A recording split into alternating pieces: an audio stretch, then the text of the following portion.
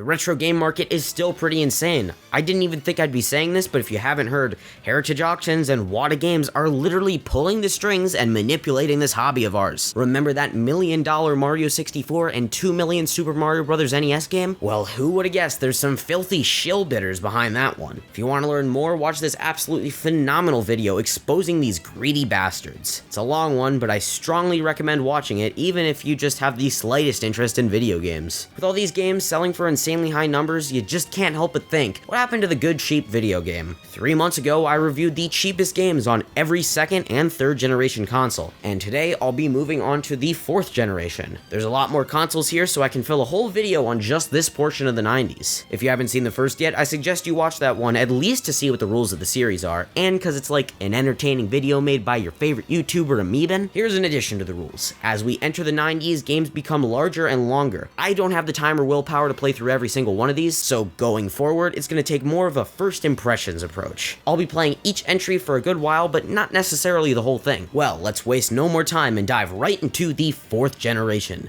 This is the cheapest game on every console, Part 2. The fourth generation is kicked off with the TurboGrafx-16. Known as the PC Engine in Japan, this was a fantastic little system. And I mean little, has quite the compact form factor. The games were small too.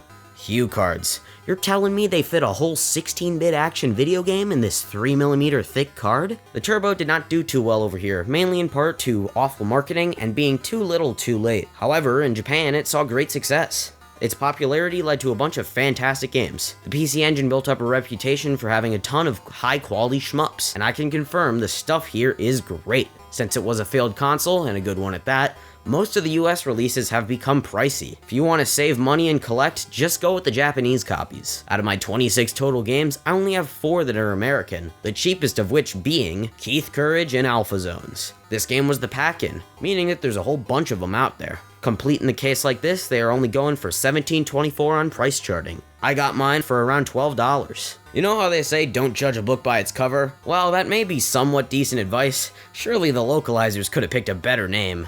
I don't think you can come up with a cheesier and lamer name than Keith Courage. Yep, localize. This game was adapted from an anime called Mashinhiro Wataru. This anime is about a 4th grader fighting battles in a giant mech thing. I'm sure you've watched or played something with this sort of plot. Well, in order to make it more mature and cool for the West, they redrew Wataru. This guy right here. He's 10 years old. This game is about as retro action platformer as it gets. Battle weird enemies, memorize tricky patterns, defeat some frustrating bosses, collect coins to power up, mediocre controls. I found this game to be on the slippery side. Out of the mech, Keith has this slowness and extreme weight to him. Everything is just off.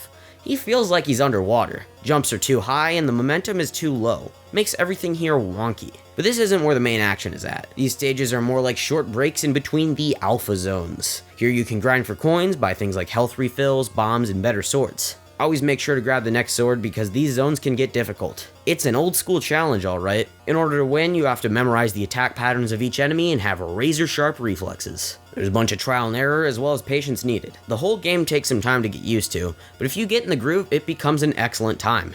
It's nothing you haven't experienced before, yet still worth playing if you're into this stuff. I've seen it get criticized for being too generic, but there's still a fun game here. You'll be able to tell if it's your thing by looking at it. If you like this style of game and maybe haven't dabbled too much into the TurboGrafx-16 library, I can recommend this one. The difficulty makes it addicting, and thankfully, continues are plentiful. It costs half your coins, so you'll pretty much always have a chance at beating each zone, just sometimes you'll be dead broke by the time it's time to buy a health refill. If you're a fan of the source material, I heard this game is actually faithful to the show, so that might give it more of an appeal to you. But if you're like me and you've never heard of Wataru, it really doesn't matter. Keith Courage is good, nothing more, nothing less, and in my opinion, this makes it a staple for the console. For one, it was the pack-in, making it important to the legacy, and for the price, there's no reason not to try it, even if it's not your thing. If you play it every once in a while, it has the potential to grow on you. For less than 20 bucks, it is for sure worth the money. Sega Genesis. Okay. In my opinion, this is one of the best consoles to collect for.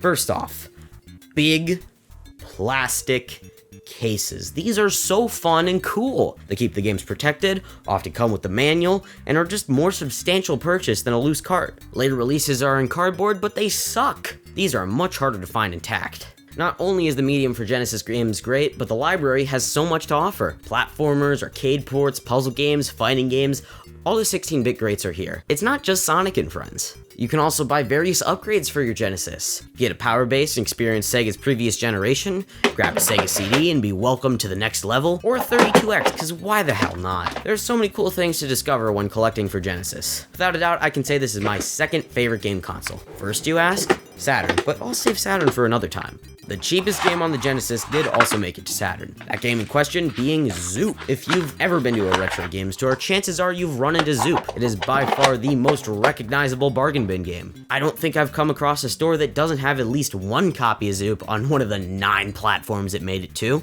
On price charting, loose, this copy's about $4 and boxed at $7. It is so incredibly common, I bet you can get an even better deal than that. Hell, I got my box copy for $5, and it is in great shape. I'm sure many have seen Zoop, but have you actually played it? Well, I have, and damn, now that's what I call slightly above average. There's nothing about this game that's necessarily bad. I've played tons of worse puzzle games. Has good pace, simple to grasp concept, good controls. You move this triangle thing across a square and shoot at different colored wacky shapes. Survive as long as you can. The graphics and music in this game are fun. It's just pure 90s weirdness. Random patterns and shapes, and jazz music with good bass. I love how the Genesis makes this one sound. But overall, this puzzle game just doesn't do it for me like Tetris, Puyo Puyo, or Magical Drop do. I'm sure for some people out there, Zoop is like their game, and they're an expert. But as far as my experience goes, I had fun, but I'm not dying to come back to it. I just didn't get hooked, and I won't revisit it for a good while. There's no mode variations or anything. It's just Zoop. But for the price, I'd say I got my money's worth. I have to own Zoop on some platform. It's Zoop. Since this game is both inexpensive and accessible, I will recommend it. Who knows, it could really click with you. TurboGrafx CD. This is a console I have experience with. Kinda. Thing is, in North America at least, the games for this add-on are super rare. I have never seen one in person, and the cheapest one is like $50. And it's a mediocre FMV game. Now in Japan, PC Engine CD games are a dime a dozen. You can get a bunch of great games for pretty cheap.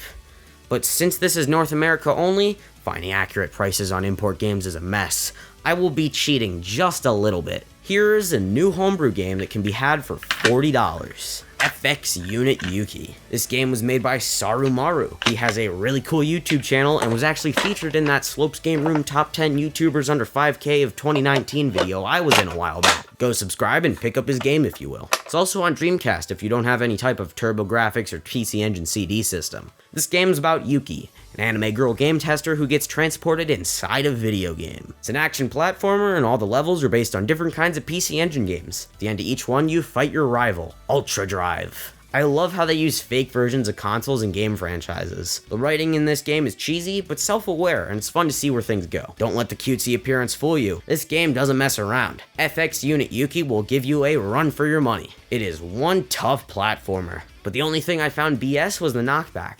Other than that, difficulty here is challenging, but fair, making this an addicting game. Saru Pro took the best elements from all your favorite retro games, giving Yuki that indie flair. Another thing modern-style retro games are good at is music. I love the soundtrack to this game. Catchy, high-energy, chiptune-ish beats. After I play this game, the level themes always get stuck in my head. It's fun seeing what games get parodied for each level. I don't want to spoil them since that's a large part of the fun, but I was happy to see a Cotton Shmup level along with this Castlevania stage. One gripe I do have with the game is sometimes the physics get whack. As I stated earlier, the knockback is pretty extreme.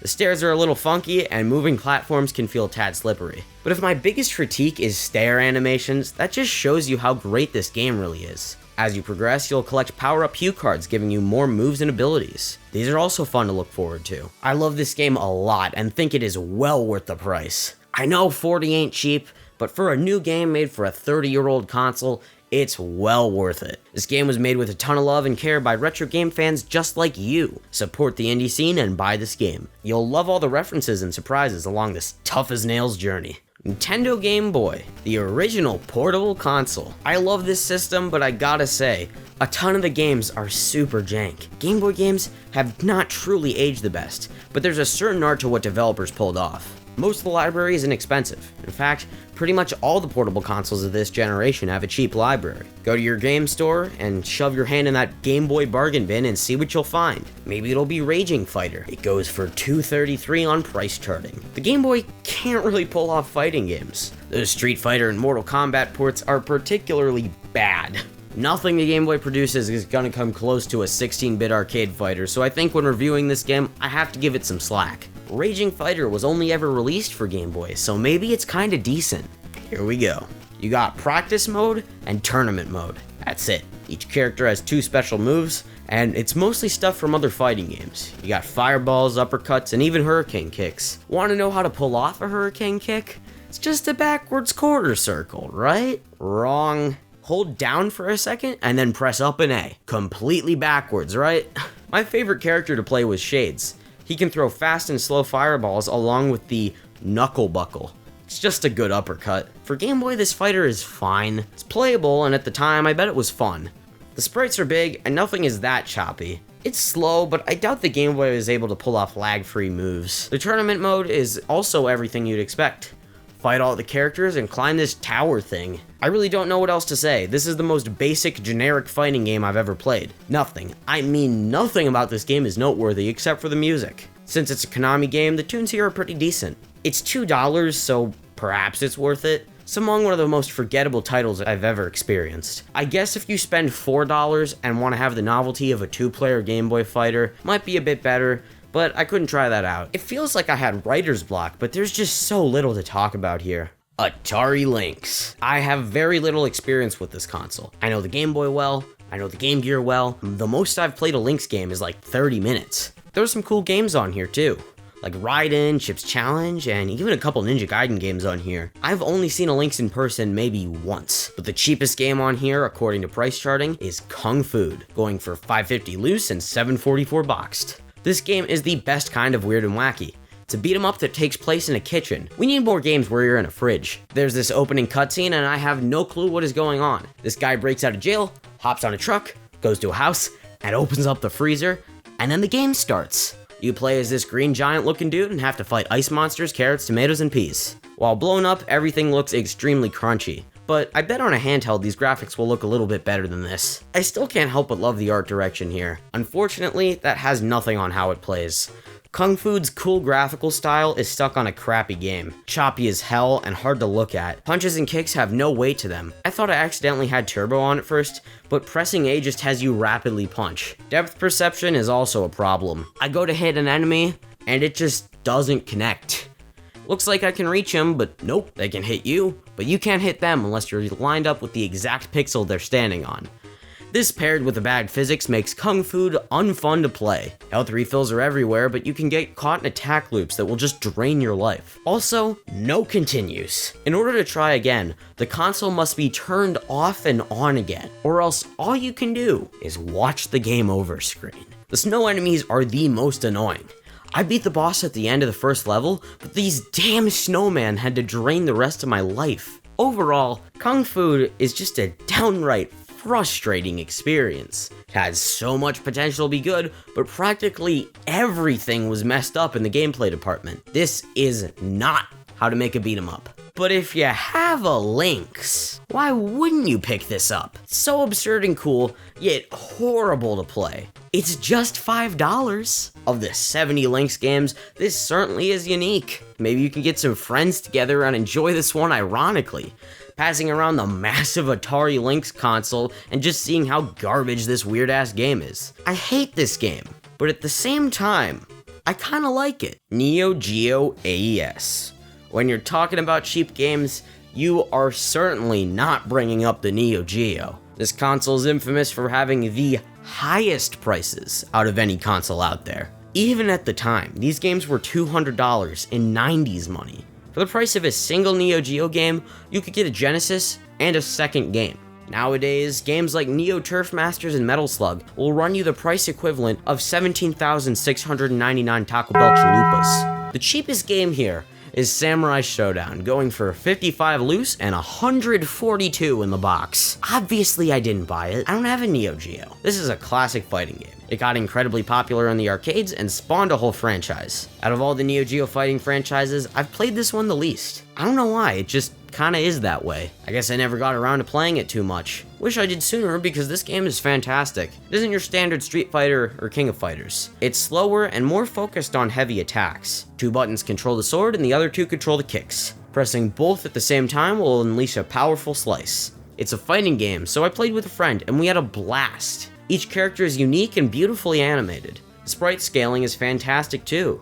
NeoGeo games are known for their incredible graphics, and this game is no exception. The music is also great. They went with an atmospheric approach that makes the fight tenser. Samurai Shodown just oozes flair, but for all the style, it has just as much substance. The control here is fantastic. The swords actually feel like swords, and not just extended punches, if you know what I mean. Once we started to get the hang of how this game works, each match ended up being super close. I feel like anyone can pick this game up and get good against their friends. I love a good fighting game, and Samurai Shodown is an absolute blast. I can't find a single thing to complain about here. Is it worth the money? I don't know. I have no intention of collecting NeoGeo, so I don't think I can comment on this one. But it has been ported to a ton of different systems, so I highly recommend it to whatever console you have that'll play this absolute classic. The Sega Game Gear, Sega's answer to the Game Boy. It's basically a portable master system. Battery life sucks, screen also kinda sucks, but the games are high quality and fun. There's an original Fantasy Zone game on here, and of course, I'm all over that. Every handheld should have a good library of puzzle games, and the Game Gear is no exception. Magic Puzzle Popples, Mean Bean, Clax, and of course, Columns. The cheapest game on here is Super Columns, going for $3.87 loose. I got mine for like $2. Columns is a match 3 puzzle game. You line up columns of gems and clear the columns to score more points in columns. I just have to flat out say it. I am absolutely horrible at this game. I know people who are really good at it, but I could never quite get the hang of it. I still think it's a fun and relaxing time on easier difficulties though. Music is chill and getting a good combo is satisfying. What makes this different from regular columns on Game Gear? Not much. There's a story mode and a flash mode. Story is pretty much the same thing in every puzzle game. Face off against opponents as they gradually get more skilled. Flash has you clearing out set pieces in order to get to the flashing gem. Columns is a great time killer to play while you wait for something or just want to sit down and relax for a second. It's not my favorite puzzle game, but I always find myself coming back to it every couple of months or so. There's not much to say about Columns itself, and that's a good thing. Arcade puzzlers thrive on simplicity. You can pick it up and learn how to play in seconds. Of course this is worth it. You always gotta have a puzzle game for your handheld, and while Columns is not Tetris, I still think everyone can have some fun with it. Super Nintendo. This console is super popular. Everyone touts it as the best retro console. It does have a fantastic library, but personally I've always been more of a Genesis guy. I don't know, it seems like basically all the good games have been re-released and reviewed to death. I still love this console, but I've played pretty much everything noteworthy. I bet you also know tons about the SNES too. Do you know the cheapest game? Pit Fighter. Going for $1.63, I paid $2.99. This game has quite the reputation. It's said to be among the worst games of all time. And I'm gonna argue this is one of the best games of all time. Pit Fighter is so f***ing awful, it's an art. I played this game with a group of fellas and we could not stop laughing at how garbage this is. The controls, unusable. The attacks, basically non-existent. The graphics, a horrible smear of tan and brown. It is mind-boggling that this was released at full price. Imagine going to the store, seeing Mario Kart, Contra 3, and even Street Fighter 2, but no, you grab Pit Fighter, and you pay for the game. The enemies are so insanely good, and you get one life and one life only carried across every single level. We couldn't even make it past level 2. Pit Fighter is possibly one of the best multiplayer games on the Super Nintendo. You and your friend will be baffled at how low quality it is. You get an insane bang for your buck with this game. Raging Fighter is 1,000 times better than this game, but it's also 1,000 times less fun. It's average. There's nothing special about it. Pit Fighter is so below average, it ascends. You can have just as much fun with this game as you will any other good fighting game. Pit Fighter is an experience that I believe everyone should try just to see how bad video games get. The Sega CD gets a bad rap. People just disregard it as the bad FMV console with no games. This is incorrect. It's not just FMV stuff. There's a bunch of fantastic games here. Snatcher, Final Fight, Panic, Shining Force CD, just to name a few. Also, not all the FMV games are bad. Time Gal and Road Avenger are great times. The cheapest game on Sega CD is an FMV game, but it's one of the good ones. Sewer Shark. Specifically the Sega Model 2 pack-in version. This one isn't on price charting, but I've seen it everywhere for under $5. I got my copy for $3.99. Now, I know a lot of people don't like this game, but I do, and I'll tell you why. Okay, yes, this game looks like shit. The video is crunchy as hell, and it might be hard to see what's happening if you play on a big HD monitor. Trust me, if you're playing on a CRT, that dithering works its magic, and it looks a lot better. Also, I love FMV acting. It's so cheesy, but you can tell they had some fun making it. There's a certain energy to shitty FMV actors that's something to appreciate. The gameplay, while basic, is addicting. There's a voice that tells you the paths you need to take, and in order to succeed, remember the 3 directions and input them when you get there. There's also bats and other critters to shoot at, but hold that trigger finger. There's only a certain amount of energy, and if you go crazy shooting, you'll run out. The simplistic gameplay just works, and Sewer Shark is addicting. I keep coming back because I want to see where these weird-ass FMVs will go next. May not be for everyone, but I had fun with Sewer Shark. I can recommend it, but only to a select few people. You need to appreciate FMV games, have pretty good patience, and enjoy on-rail shooters. If you fit the criteria, give it a shot. It's much better than you might think. Finally, we have the NeoGeo CD. This console was made for NeoGeo home ports that didn't come on bulky $200 cartridges. Only the catch was that load times were insanely slow. The NeoGeo CD was a commercial failure, but I still kinda want one. Yeah, it's just NeoGeo arcade games but with 60-second load times. But it's cool, okay? There are no NeoGeo CD consoles or games near me, but the cheapest game here is World Heroes Perfect, going for $9.79 loose and $21.54 complete. Yes, this is another fighting game. We've had a lot of those today, haven't we? World Heroes pits a bunch of wacky characters from around the world against each other. There's a robot dictator, royalty-free Hulk Hogan, and my favorite, Eric. He's a Viking sailor dude who has this super fun hammer and can summon a tidal wave. I had a lot of fun with pretty much all the characters though. There are barely any stinkers here, and you won't find yourself sticking with one fighter. Ryoko was also a great character. She's super fast and pretty broken. World Heroes also has a great sense of humor. Each fighter is a cartoony caricature of a famous historical figure. This game is just fun and wacky. If you've played Street Fighter 2, you'll be able to pick up on the special moves. Everything in this game is super easy to grasp, so it's a great pick for beginners. It's not a complex, super in-depth technical fighting game, just goofy fun. World Heroes Perfect isn't trying to be something it's not. It's a good time, and that's all it really needs to be. I just don't hear this one talked about quite as much. Give it a shot, by yourself or with a friend. Well, that was the cheapest game on every console, part 2. Some are genuinely great, some you should give a second chance, some are forgettable, and some are life-changing. I think they're all worth it in their own unique way. If you need a new game for your retro console, consider one of these. You'll probably get your money's worth. If you want to be notified about new videos and support the channel, subscribe. Also join the Amiiben Discord. It's a pretty cool and chill place to hang out. The invite is in the description. If you're going to Too Many Games next month, I will be there. I don't have my own panel or anything, but if you want a picture, and maybe even a free Blu-ray, follow my Twitter when I figure out a meetup point on the spot. That's about it for now. I'm Amiiben, and I'll catch you later.